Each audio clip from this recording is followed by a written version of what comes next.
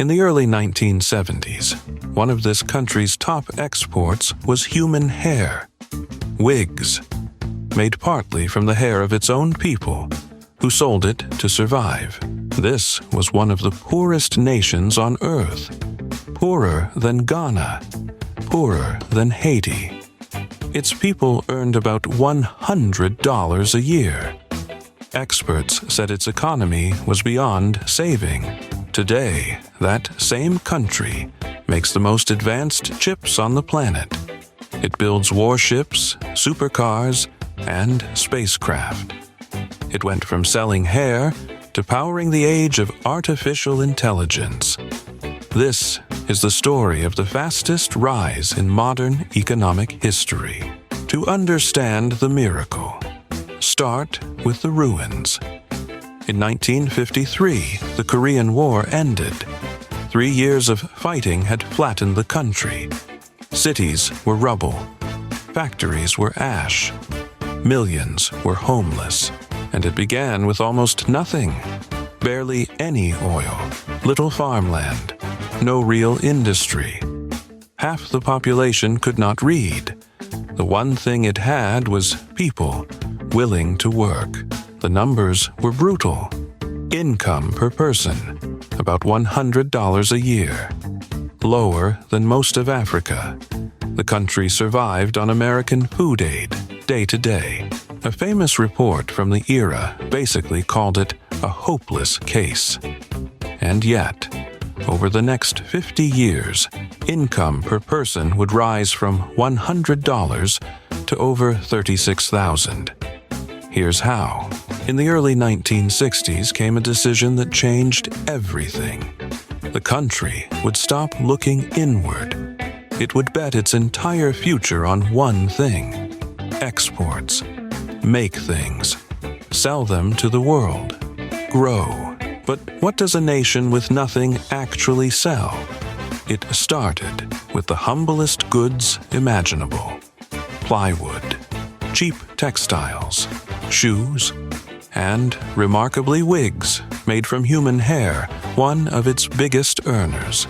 The numbers are almost unbelievable. In 1964, wig exports were worth just $14,000. By 1970, they brought in over $93 million. At its peak, wigs were the country's #2 export, behind only electronics. And here's a detail few people know. In the 1970s and 80s, the city of Busan became the sneaker capital of the world. Nike, Adidas, and Reebok had their shoes made there. By the early 1980s, Nike produced most of its shoes in Korea and Taiwan. In 1960, exports were just 2% of the economy. By 1970, 10%. Then, the country did something that looked reckless. In the 1970s, it pushed into heavy industry: steel, ships, chemicals, machinery. A poor nation trying to build the industries of rich ones. Economists warned it would fail. One famous story. When Korea set out to build a giant steel mill, lenders refused to fund it, calling it hopeless. They built it anyway, and it became one of the world's best. The bet paid off spectacularly. Korea became a global leader in shipbuilding. Its steel fed factories worldwide. And in 1983, it exported its very first cars. In barely 20 years, a country that sold wigs was now building ships, steel, and automobiles. But who was actually doing all this? The answer: the chaebol. Giant, family-run empires you know today. Samsung, Hyundai, LG, SK. But these names didn't start where you'd think. Samsung began as a small trading company, selling dried fish, vegetables, and noodles. Hyundai started with a car repair shop. From those humble roots grew some of the world's largest corporations. The government fueled them deliberately. hit your export targets, and you got cheap loans and state backing. The chaebol grew at breakneck speed, reinvesting everything into bigger, more advanced industries. By the 1980s, the cheap labor model was dying. Wages were rising. Poorer countries were undercutting Korea. To survive, it had to climb higher, into electronics and semiconductors. So the country went all in on brains. It built technical universities and poured money into research. In one decade, the number of engineering graduates exploded. Companies bet billions on chip factories, a terrifying gamble at the time. The shift was staggering. Textiles and shoes, 30% of exports in 1960, collapsed to under 3% by the year 2000. In their place, memory chips, electronics, and displays. Total exports went from about $2 billion in 1960 to over $550 billion by the late 1990s. The miracle looked unstoppable, and then it almost all came crashing down. In 1997, a financial crisis tore through Asia. Currencies crashed.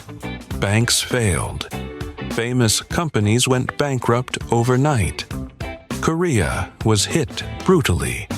Its currency lost half its value in weeks. In 1998, the economy shrank by more than 5%, the worst collapse in its modern history.